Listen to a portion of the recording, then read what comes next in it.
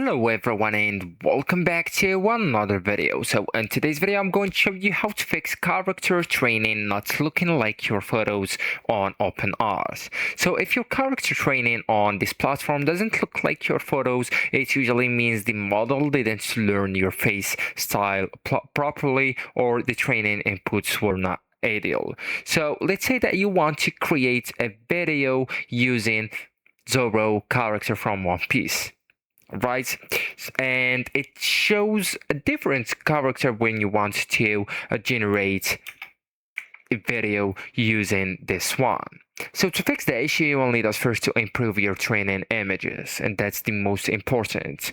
So the bad or inconsistent photos equal or well give you a bad character result. So you will need at least to use 10 to 20 clear images, a minimum 8 to 15, and that's the recommended.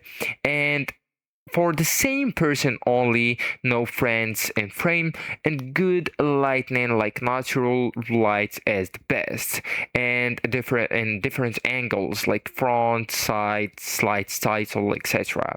And avoid the blurry images, filters like Snapchat, Instagram effects, etc. and sunglasses or face covering, and heavy makeup changes. And also guys, you will need to keep the face consistency. So if your face or if your character face changes too much across images, the model gets confused. So as effects, you will need to use similar hairstyle if possible, and avoid drastically different ages and looks, and keep facial expression variety but not identity changes. So actually guys, that's it. This is the end of the video. Thank you so much for watching and goodbye.